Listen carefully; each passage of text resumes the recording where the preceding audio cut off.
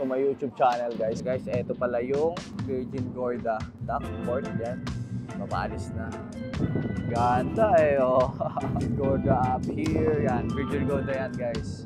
Papakita ko sa inyo ng buo yan sa mga susunod na video natin.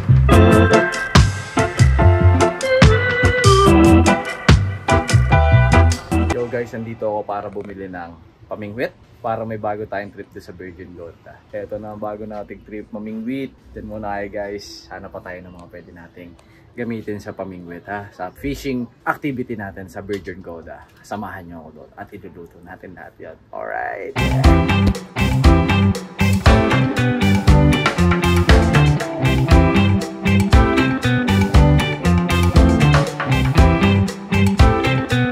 Guys, Alvin, sarapan!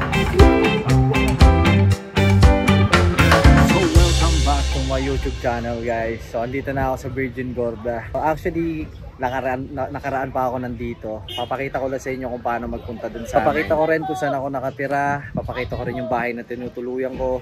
Papakita ko yung routine kung ano nangyayari sa bahay, sa trabaho at kung ano-ano pa meron dito sa Virgin Gorda. Galing pala ako sa Tortola at nag-training ako doon. Tapos nagbiyahe ako punta rito ng Virgin Gorda. Nadala ko na rin lahat ng gamit ko. Tapos bumili ko ng fishing rod. Kung makikita nyo yan, ng fishing rod. Tsaka bike para marami tayong mapuntahan. So ito yung binili kong bike. Sinamahan ako ni Kuya. So yun, maraming salamat. Big shoutout sa'yo Kuya. Sobrang thank you dahil tinutulungan mo ako, ginaguide mo ako dito. So yun, tara, let's go guys. Magbabike pa tayo. Let's go guys.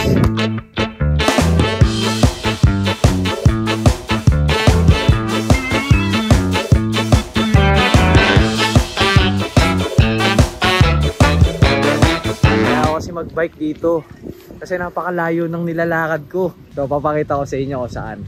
Pero travel muna tayo.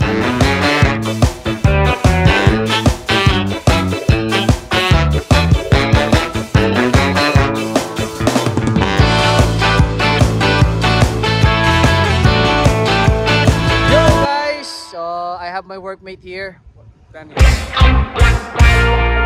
you gonna say about my bike? Really nice? Yeah. Oh, try it. Oh. Try it, Royd. Try it. Yeah, you sure? Katrabaho ko yan guys, si Daniel. Isa rin yang taga-prep cook dun sa amin. Hey! Okay na yung magamit lang natin. Di naman kailangan maganda. Importante makakatulong sa pang-araw-araw natin, di ba? Daniel, how's my bike? Really nice. Really nice. Yeah. Better, no? But you know what? It can help me a lot.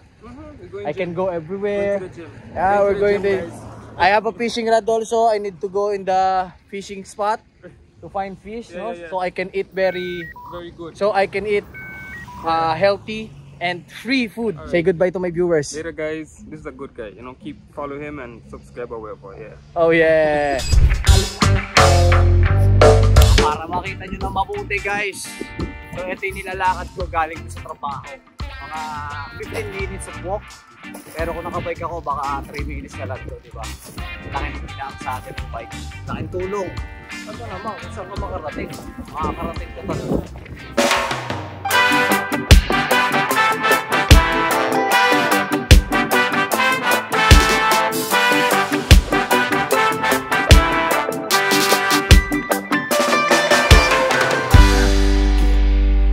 Hi, sir. Yeah. Ain't not yet done. I'm just trying to get fish. Yeah, goodbye. Sabi ko, di pa ako nakakapag-fishing. Kasi nga dahil uphill to. Yan. Dito na ako. Yan, bahay ko yan. Yan, samahan niyo ako sa bahay ko. Nakalik tayo ng safe. Hingal man. Pero malaking tulong sa atin itong bike na to. Yan, ito. Ikaw ang makakasama ko dito sa ibang bansa. Alagaan mo ako mabuti. Marami tayong pupuntahan. Excited na ba kayo? Ako excited na. Ay, tara. Samahan niyo ako sa bahay ko. Ha? Ayan. Okay guys, samahan niyo ako sa aking bahay. Ito yung bahay ko. Yeah. Sobrang init. Pero para sa akin, sapat na itong tinutuluyan ko dito. Malaking bagay sa akin to. Yung may mabungka, may malamig kang tutulugan, may maayos kang hihigaan, may banyo, may lutuan, may ref, diba? Napakakompleto. Tsaka napakamura lang. So what's up guys, nandito na ako sa bahay ko. At kahapon hindi ko naman napakita sa inyo kasi nga nalobat yung phone ko. Kaya eto, balik ulit tayo sa aking dinaanan. Nandito na tayo sa munti kong bahay. Nakabike ako guys. Napagaan buhay ko dahil sa bike. So ito yung bahay ko guys. Ayan, ayan. Ito yung tinitirang ko ha. Huwag kayo magulat. Simple lang to pero chill. Ayan, dyan ka muna bike. Nagdala akong pagkain, tubig. Pagkain ko ngayon lunch. Buksan na natin ulit. Ito yung sushi ko. Ay, huwag na kakalimutan yung sushi. Mga makakalimutin dyan katulad ko. Nakakalimutin kasi ko guys eh. Kaya pasensya na kung nakakalimutan ko yung mga bagay-bagay. Yung mga shoutout nyo. Actually guys, bago pumasok ng bahay namin, bahay ko, nais ko sana magpasalamat sa inyong lahat. Sa mga nabasa ko dun sa latest vlog ko. Na maraming natutuwa, maraming nag-good luck, maraming nakasuporta pa din. Kahit umalis na ako dyan sa Pilipinas, gusto nyo pa rin ako sundan dito sa journey tinataha ko. Maraming salamat sa inyong lahat, lalo na kay Tito Bal, na talaga naman ramdam na ramdam ko yung pagsuporta niya sa akin. Pasensya na Tito Bal, hindi ako nakapagpaalam sa'yo kasi sobrang bilis lang din talaga nung pangyayari. What the? Naiwan ko ata yung tubig. Kasi kanina walang tubig guys. Oh. Kanina kasi walang tubig, kaya inopen ko siya. So yun, tara tuloy kayo dito sa aking munting bahay. Pagpasensyaan nyo na.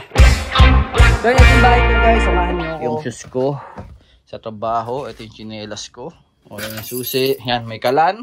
O, kompleto naman, halos na kompleto ko na lahat yan. Yung plato, nag-request ako dun sa dati kong sa pinag-trainingan ko dun sa Tortola. Yan, toothbrush, kutsara, tinidor. Huwag na kayo mailang. Oven, yung ref natin, ayan, mga pagkain yan na nauwi ko na hindi ko nakakain. Yan o, yan guys, may aircon din. O, open natin yung aircon. Yan o, open na kasi sobrang init. Oh, may 100,000 subscribers. Salamat sa inyong lahat nakasuporta. Mga gamit ko yan. Yan yung mga gamit ko. Yung platform bed, hindi ko na inano. May TV din. May orasan. Damit ko, pants ko. May siyam akong hanger, kaya siyam lang lagi nalalabang ko every time. Unan na extra na makakasama ko dito. Dalawa dapat kami dito guys. So ito yung banyo. Yan, may shower. Yan na. Yan yung bahay ko. May dalawang timba, lababo, at yan, bowl na malinis. Yan. So na-set up ko na lahat dito guys. At ayun, ito yung tinutulugan ko yan. Diba? Maayos naman. May extra pang kama para nga doon sa mga kasama ko. So guys, kung tatanungin nyo ako, ba't ganito ang itsura ko dito? Kung magtatakayo dito, sobrang init din. Parang Pilipinas lang to. Ang kagandahan lang dito guys, ibang-iba sa atin. Kailangan mo sila batiin or greet every time. Hey, good morning, good afternoon, good night, ganon. Hindi ka pwedeng hindi mag-greet sa kanila lalo pag papasok ka sa isang establishment or building. So kailangan mo silang batiin, good morning, hey you, how are you? Yung ganon. You good? You good? Like that, diba? Ang galing, diba? Actually, nakakabaliw dito. Alam nyo kung bakit. Kapag nag-iisa ka pala, may isip mo lahat ng mga kalungkutan, pagsubok na pinagdaanan mo, lalo pag wala kang kausap, talaga nakakabaliw, maniwala kayo sa akin. Ako ang isang patunay na kapag nag-OFW ka tapos wala kang kasama sa bahay, talagang papasok yung kalungkutan mo. Yung kalungkutan na nag-iisa lang ako, wala akong kasama dito sa bahay. Alam mo yun, magpe-prepare ka para sa sarili mo. Actually, nagawa ko na to dati syempre dahil akala ko di na ako mag-a-abroad, diba? Alam mo yun, hindi natin talaga masasabi mga bagay-bagay. Minsan, akala mo okay na. Yun pala, may mangyayari palang hindi maganda. Ang hirap paliwanag, ito yung paliwanag ko para sa sarili ko. Parang hindi mo akalain na dadating yan sa buhay mo. Pero alam na nagbigay or alam ni Lord kung bakit yan binigay sa'yo. Kasi alam niyang kaya mong gawan ng paraan yan. Kaya mo yan lagpasan, kaya mo yan gawan ng solusyon. Alam niya makakahanap ka at makakapag-provide ka. Yung bibigyan kanya ng wisdom. Yun nga, yung mga pinagdaanan ko before, sa mga nanonood sa akin before, kung napanood niyo yun, talaga namang, di ba, umiiyak pa ako doon. Pero nakakaiyak talaga yung time na yun. Yun yung point na dos na lang natitira sa wallet ko pero nagtitiwala ako noon na makakapag-provide siya para sa akin. Mabigat pero habang tumatagal, naiintindihan ko yung proseso. Habang tumatagal, may naiintindihan ako, may naisip akong bagong solusyon, bagong pagkakataon, opportunity. Alam mo yun, basta nakakayak pero it's a part of the process para mas mag-grow ako. Pinalayo ako hindi para maging comfort. Umalis ako sa comfort zone ko, kaya I know na mag-grow ako. Hindi lang mabilis to, hindi ko rin to minamadali. Alam ko may proseso, step by step. Kahit ngayon sa trabaho ko guys, 2 taon din ako sa huli kong trabaho, Kalabosing. Halos kulang 2 taon. May basic knowledge naman din ako sa pagkukulinary. Kumbaga, maalam na rin ako sa mga pagluluto. Pero syempre, sa mga nakakasama natin guys, alam niyo yun, mga ibang lahi, karamihan doon, puro ibang lahi kasama ko. Wala akong kasamang Pinoy guys. So, yun lang sinishare ko. Wala akong kasamang Pinoy doon sa trabaho ko ngayon, dito sa Virgin Gorda. Talagang ako yung nakikisama. Parang minamaliit nila ako. Alam niyo yun, pero humble lang tayo. Parang nagpe-pretend lang tayo walang alam, pero alam naman din natin. Kasi mararamdaman mo talaga sa kanila na parang ayaw ka nilang turuan. Parang kailangan maalam mo sa sarili mo. Kasi nga ibang lahi sila, feeling siguro nila maaangatan natin sila or mauungusan natin. Di ba mga ganon? So, yun lang. Tamang chill lang, enjoy lang. Sa mga naiinip dyan, lalo na sa mga OFW na katulad ko, ikaw, alam mo yan. Nakaka-boring naman talaga, lalo kung wala kang kabarkada, di ba? Wala kang nakakausap na Pinoy. Puro ibang lahi nakakausap mo. English ako ng English dun, men. My nose is too much bleeding na. Actually, Jamaican sila. Kukuha ko na rin yung accent nila. Pero ang pinakamahirap sa part ko guys, yung maintindihan yung accent nila. Akala nila bingi ako eh. Kaso hindi ko maintindihan yung accent nila. Ang hirap nilang intindihin. Siguro dahil di ko sila kabisado pa sa ngayon. Ilan pa lang yung nakikita kong kabayan dito guys. Siguro mga 5 pa lang sila. Kaya nakabaliw lang akong kausap na Pinoy. Buti na lang nandyan kayo. Ayan, maraming salamat. Sa mga OFW, sobrang saludo po ako sa inyo. Alam ko po yung hirap at sakripisyo nyo lahat. At sana po lahat ng mga inaasam nyo sa buhay, pangarap, mga tustusin, gastos, mga pagtulong sa ibang tao, sana po magawa nyo lahat. Alam ko po, nagsasakripisyo po kayo dyan para sa pamilya nyo, sa mga mahal nyo sa buhay, sa pangarap nyo, sa career, yan, career goal. Kaya alam ko, kaya ka nagkasakripisyo para sa sarili mo din. Guys, wala palang lamok dito ah. Ang lamok dito parang insekto lang na nangangagat pero hindi naninipsip ng dugo. Yun. So eto, may washing din ako dito. Hindi ko na lang mapapakita. So yung tinutuluyan ko pala rito guys, para siyang container van. Nice. Mga tambak yan dito nung may-ari ng bahay. Yan, punong-puno ng ano pala, ng sampalok. So dito ako nakatira guys. So yun nga guys. So di ba? Andito na naman ako. So nakita niyo yung bahay ko, di ba? Ang liit lang, pero at least di ba? Maraming salamat po sa nag-provide sa akin dito kay Ma'am Vicky at kay Kuya Zaldi. Yan, big shoutout po Ma'am Vicky. Salamat po kasi nabigyan niyo ako ng opportunity na magtrabaho dito. Big shoutout po sa inyo. Sana marami pa po kayo matulungan. So kwentuhan tayo habang kumakain. So sa trabaho pala guys, may libre kaming 1 meal per day. So, yung 1 meal per day natin, syempre, o yan. Pakita ko sa inyo, Caesar salad, nilagyan ko na lang ng kung ano-anong gulay. Dumating ako dito ng February 14, I think, or 15. Tapos, ayun, halos 4 times pa lang ako nagkakanin. So, yun nga kasi, medyo bawas tayo sa carbs. Lalo ngayon, di tayo nakapagbuhat. 2 weeks na ako nandito. So, yan, chicken wings, may libre kaming wings. Malapit na tayo magkapagpak kasi puro tayo chicken. Samahan nyo ako kumain guys at kwentuhan tayo.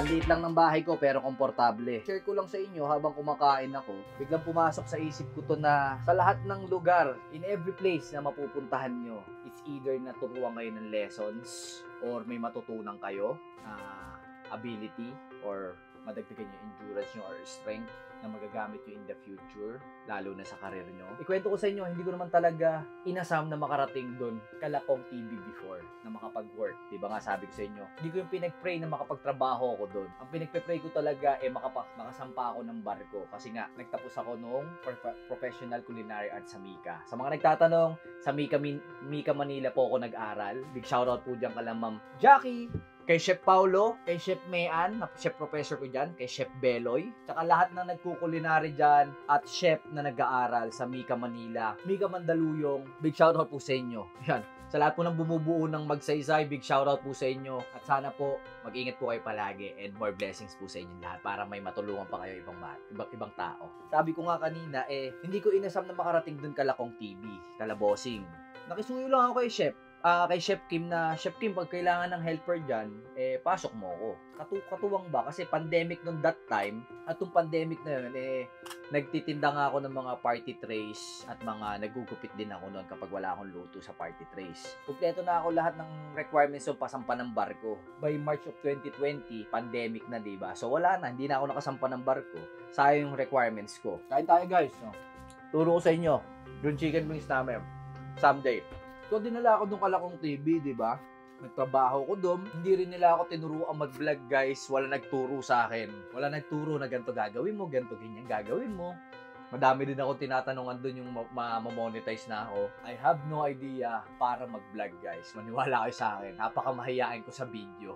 Napakamahiyain ko sa camera. I can talk before ng normal habang nasa paligid ng mga tao. Pakiramdam ko, baliw ako, guys. Kahit kayo, alam niyo yun. Para kayong baliw. Habang tumatagal, natututo ako. May natututunan ako. Ikaw ba naman? Puro kasama mo sila bossing. Mga Team Payaman members, mga bossing, di ba? Sabi nga nung iba, mamimili ka ng mga kasama mo. Hindi ko naman pinili yun. Dumating ako doon, guys. Sinubukan ko yung ginagawa nila. Kasi, sino ba naman hindi susubok? Alam ko kahit ikaw gusto mo rin subukan. Ikaw, subukan mo din. Ini-encourage kita na subukan mo. Kasi, at least, in the end of the day, in the end of your life, masasabi mo sa sarili mo, sinubukan ko, hindi ako nagpatalo, nagtry ako, alam ko sa sarili ko na ginawa ko yung best. Kahit saang lugar kayong makakarating, may matututunan kayo. At isa yun sa magiging part ng proseso para mas maging matagumpay kayo someday. Either natuturuan ka niyan, or may matututunan ka, or may madedevelop ko sa sarili mo, or on how you find ways, solutions, diskarte, wisdom ba na maiisip mo along the way. Isa kasi, sa sobrang laki ng problema mo, big shoutout sa'yo, Kevin, kung nasan ka man, taga Laguna yan. Binigyan niya ako ng aspect na if you have a big problem, puro dark lang yung nakikita mo, diba? Tama yan, puro dark. Talagang itim lang talaga. Pero behind that, if you look behind or beyond to that black thing na nasa harap mo, makakita ka ng paraan makakita ka ng solusyon, makakagawa ka ng paraan. Ay, pwede pala yun, di ba? Bigla mo maiisip yun, or may dadating na ibang solusyon, hindi mo man yun maisip, pero may dumadating kasi nga alam niya nga na makakaraos ka dyan, tinitignan ka lang niya kung paano ka, gaano ka tiwala sa kanya. Yung faith ba? Faith. Hindi ka nawawala ng pag-asa kahit sobrang bigat na. Alam mo yun? Yung kahit wala ka ng pagkain, wala ka ng makain, wala ka ng pera sa bulsa, pero you have faith. Yung parang bibigyan kanya ng spirit para lumaban, para magtuloy, para keep moving forward kung anong gusto mong mangyari sa buhay mo. Kasi pag huminto ka dyan, tinuldo ka mo, ay, hanggang dito na lang ako, ay, magmumukmuk na lang ako, ay, ba't ganito? Magrereklamo ka, magko-complain ka, bakit ganito? Sinabi ko yun, di ba, dati? Along the way, bakit ganito kabigat? Tandaan nyo lang, sa mga viewers ko, sa mga nanonood, kung may pangarap kayo sa buhay, may gusto kayo marating, huwag kayong susuko, lahat ng paraan gawin nyo, basta tama. Kasi tibahin nyo na yung loob nyo. Kung may problema kayo ngayon, hindi naman palaging may problema At yung problema na yan, masusolusyonan. Ang isa lang dito sa mapapayo ko sa inyo, guys, magsipag pa kayo, ipagan nyo lang, walang reklamo, magpakatatag ka lang sa sarili mo kasi walang ibang tutulong sa'yo, guys. Walang kaibigan na sobrang close, na lalo sa sobrang bigat na ng problema mo, nandyan pa rin sila para sa'yo. Sarili mo lang din tutulong sa'yo, maniwala ka sa akin. Yan, pamilya. Yan ang unang tutulong sa inyo. Kaya kung may pamilya kayo, tatay, nanay nyo, kung di kayo okay, ibaba nyo yung ego nyo or pride nyo para maging okay kayo sa kanila. Kasi without them, wala tayo dito. Kung wala sila, o hindi dahil sa kanila, wala tayo dito sa mundo na to. Kaya thank them. Kung gusto nyo tulungan sila, tulungan nyo. Kasi somehow, babalik yon sa inyo in good karma. Tandaan nyo, hindi kayo laging nasa ilalim kung may problema kayo. Minsan nasa ibabaw, minsan nasa gitna. Enjoy nyo na lagi yung daloy ng alon o ng agos ng buhay. Huwag nyo gawing mabigat. Isipin nyo na lagi kung anong paraan, kung ano yung solusyon. So, dito pala ako sa Virgin Gorda, guys. At kahapon, bumili ko ng hulaan nyo kung ano to. Sa mga mahilig mag-fishing dyan, bumili ko ng fishing rod, guys. So, ito yung gagawin nating trip dito sa Virgin Gorda dahil ang dami daw isda dito at sit. Mahuhuli tayo, guys, ng pwede nating mahuli. Tapos lulutuin natin, no? Para makatipid tayo. Alam niyo naman, mga OFW, mga overseas Filipino worker. Alam ko po ang sakripisyo nyo. Kaya saludo po ako sa inyo. So, para makatipid tayo din sa pagkain, kailangan natin magtipid. Diba? Kapag nakahuli tayo ng isda, edi may pagkain tayong libre, hindi natin kailangan bumili. Saka healthy pa. Healthy pa. Kaya samahan nyo ako magdagat, ha? Tapos mag-drone din tayo doon para makita nyo yung lugar. Medyo mahangin na sa labas eh. At papakita ko sa inyo. Gaano kaganda rito sa lugar nila.